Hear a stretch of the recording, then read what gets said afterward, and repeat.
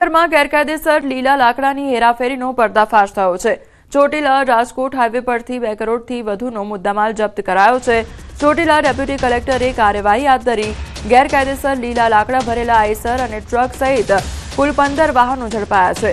2.40 કરોડનો મુદ્દામાલ કબજે કરી મામલતદાર કચેરી ખસેડવામાં આવ્યો।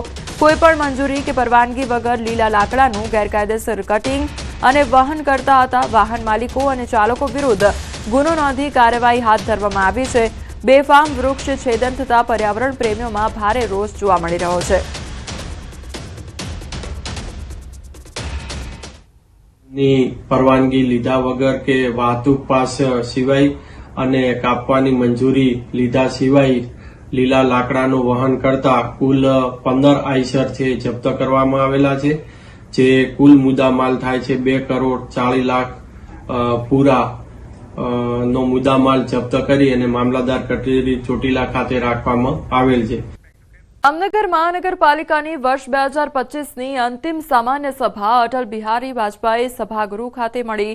જનરલ બોર્ડ દરમિયાન વિવિધ કોમોને મંજૂરી આપવામાં આવી હતી। સામાન્ય સભા દરમિયાન વિપક્ષે તાજેતરમાં શહેરની હોસ્પિટલોમાં પીએમજેવાય યોજનામાં થયેલા કૌભાંડ અંગે પ્રશ્નો ઉઠાવ્યો હતો।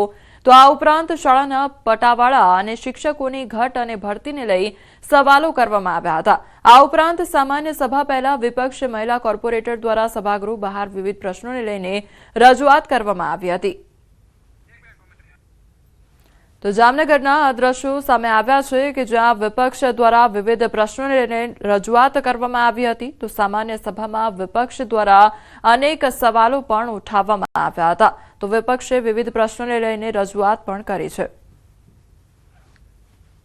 કમિટીના ઠરાવ નંબર 620 11/7/2024 ની ભલામણ અન્વયે સેક્રેટરીની જગ્યાને ચાર્જને બહાલી આપવામાં આવેલી છે અને તમામ સભ્યોના પ્રશ્નોત્તરી જે હતા એના સુખાકારી જવાબ આપેલા છે કે જામનગર મહાનગરપાલિકા દ્વારા સંચાલિત જે સ્કૂલો છે એમાં પટાવાળા તરીકેની કોઈ પોસ્ટ રહેતી જ નથી અને તેમ છતાંય ગુજરાત સરકારના ગાઈડલાઇન્સ વિરુદ્ધ જઈને જામનગર મહાનગરપાલિકાની શિક્ષણ સમિતિના સભ્યો અને ચેરમેનો દ્વારા આ વસ્તુની પટાવાળાઓની ભરતી કરેલી છે અને એમને પગાર પણ અનેક વાર ચૂકવેલો છે અને જે બધો બોજો અલ્ટિમેટલી જામનગર મહાનગરપાલિકાની જનતા ઉપર જ આવે છે કે અમારા આ માણસોના જે પ્રશ્ન છે, એક નદી વિસ્તાર નદી કાંઠે પુલ બનાવી દો અને હાથણી ગામમાં રોડ રસ્તા ગટર અને પાણીની પ્રાથમિક સુવિધા આપો, આટલી જ અમારી માંગ છે અને અમે આશા રાખી છીએ કે અમે બોર્ડની બારે બેઠા છીએ। આજે છેલ્લો બોર્ડ છે પણ અને ઉજ્જવળ ભવિષ્યના ઘડતર માટે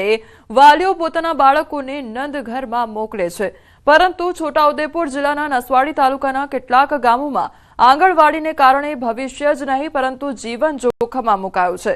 નસવાડી તાલુકાના કાંધા ગામે 10 થી વધુ બાળકો આંગણવાડીમાં ભણે છે, પરંતુ ગામમાં મકાન ન હોવાથી આંગણવાડી કર્મચારીના કાચા ઝૂંપડામાં ચાલે છે। સડેલા લાકડાની છત પર તાડપત્રી ઢાંકવામાં આવી છે, જે ગમે ત્યારે પડી શકે છે। નાની જગ્યા અને સુવિધાના અભાવે બાળકોને રમકડા પણ મળતા નથી। વરસાદ અને વાવાઝોડાની પરિસ્થિતિમાં વાલીઓ બાળકોને ઘરે રાખવા મજબૂર બને છે।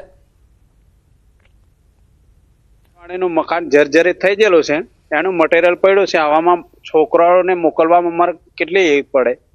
અમે ચોમાસામાં મોકલતા નહીં છોકરાઓને, વરસાદ હોય એટલે નહીં મોકલતા। પ્લાસ્ટિક બાંધેલું છે અને કાચું ઝૂંપડું છે આંગણવાડીમાં, ક્યારે પડે ક્યારે નક્કી નહીં, એટલે વરસાદ અને વાવાઝોડું હોય તે દિવસે તો અમે મોકલીએ જ ના। બેસી રહી એમ શાંતિથી, એમ ડર લાગે પણ બેસી રાખે વળી બને ત્યાં અમે ત્યાં જતા રહીએ ને પછી નવું મકાન મળે તો સારો ફાયદો રહે।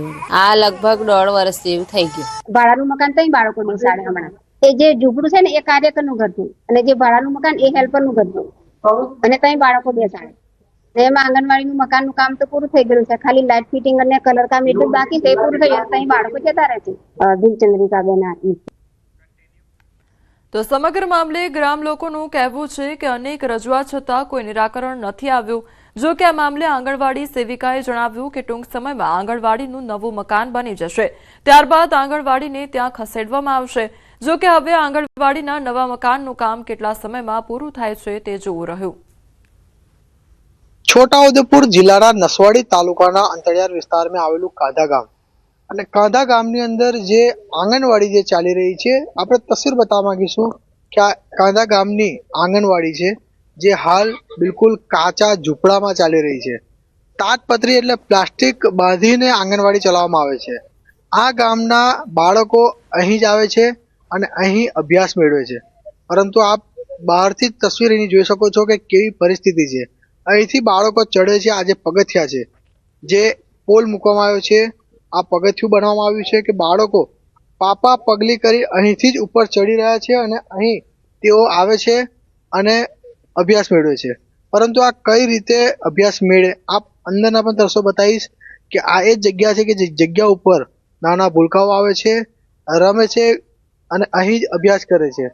આ ઉપરના જે દ્રશ્યો છે કે જે એની અંદર જે લાકડાનો જે પિલ્લર જે છે તેમાં પણ ઉધાઈ ખાઈ ગઈ છે.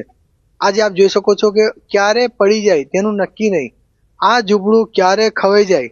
અહીં આ જ નીચે બેસીને અભ્યાસ કરતાની ઉપર જે પંખો જે છે તેને પણ તાર બાંધવામાં આવ્યો છે. અનેક સવાલો જે છે તે અહીં ઊભા થઈ રહ્યા છે, કારણ કે નાના ભૂલકાઓ પાપા પગલી કરતા અહીં આવતા હોય છે, અભ્યાસ મેળવતા હોય છે. પરંતુ શું આવા કાચા મકાનની અંદર? હવે આ વિસ્તારના લોકો ફક્ત એક જ માંગ કરે છે કે તેઓને પાકું મકાન બનાવવામાં આવે અને ગામના બાળકોને સારો અભ્યાસ મળે. તે ખૂબ જરૂરી છે. સેજબ ખત્રી, ન્યૂઝ 18 ગુજરાતી, છોટાઉદેપુર. કોર્પોરેશન દ્વારા 1 એપ્રિલથી 15 ડિસેમ્બર 2025 દરમિયાન 7 ઝોનમાં હાથ ધરાયેલી સઘન દબાણ વિરોધી ઝુંબેશ હાથ ધરવામાં આવી હતી, જેને લઈ શહેરના માર્ગો ટ્રાફિક મુક્ત બન્યા છે. આ કામગીરી હેઠળ 11,000થી વધુ લારી ગલ્લા, 90,000થી વધુ અન્ય સામગ્રી અને હજારો બોર્ડ બેનરો દૂર કરવામાં આવ્યા છે. સાથે જ ગેરકાયદેસર પાર્કિંગ સામે કડક વલણ અપનાવી 18,000થી વધુ વાહનો લોક કરી કુલ 1 કરોડથી વધુનો વહીવટી ચાર્જ વસૂલવામાં આવ્યો છે, જેના પરિણામે શહેરના મુખ્ય અને આંતરિક રસ્તાઓ પર વાહન વ્યવહાર વધુ સરળ અને સુવ્યવસ્થિત બન્યો છે. તો અમદાવાદમાં જે રોડ રસ્તા પર જે ટ્રાફિકની સમસ્યા સર્જાતી હોય છે તેને દૂર કરવા માટે આ કામગીરી હાથ ધરવામાં આવી છે. તો દબાણની પ્રક્રિયા પણ હાથ ધરવામાં આવી હતી. બીજી તરફ ટ્રાફિક સમસ્યાના ઉકેલ માટે એમસી દ્વારા સરાહનીય કાર્યવાહી હાથ ધરવામાં આવી હતી. યુનિવર્સિટીના ઉત્સવ અને ઓલિમ્પિક જેવા ભવ્ય સ્પોર્ટ્સ આયોજન વચ્ચે કેસીજી દ્વારા બહાર પાડવામાં આવેલા આઉટસોર્સિંગ ભરતી પરિપત્ર સામે ઉગ્ર વિરોધ જોવા મળ્યો. વિદ્યાર્થીઓ અને કર્મચારીઓએ કાળી પટ્ટી બાંધીને પોતાનો વિરોધ નોંધાવ્યો.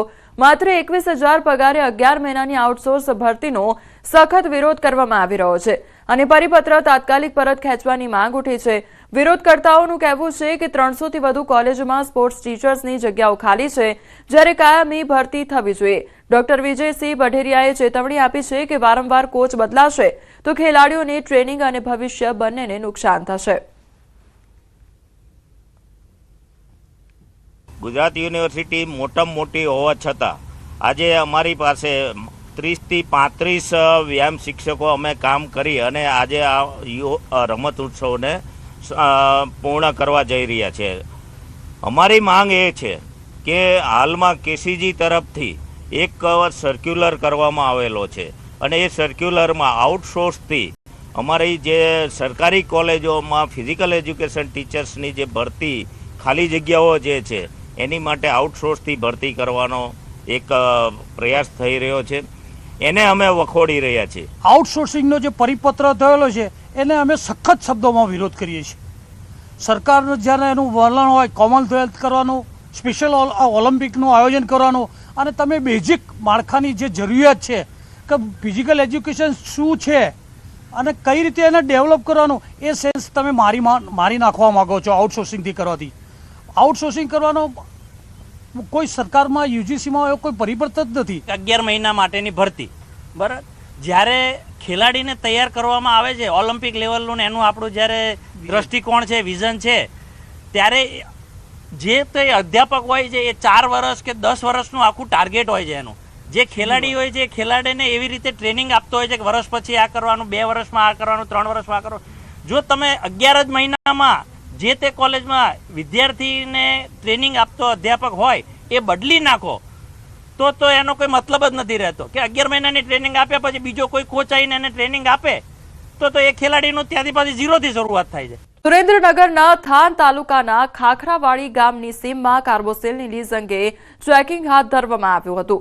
બે લીઝના માલિકો અવસાન પામ્યા હોવા છતાં તેમના નામે રોયલ્ટી પાસ ઇસ્યુ કરવામાં આવતા હોવાની વિગતો બહાર આવી છે.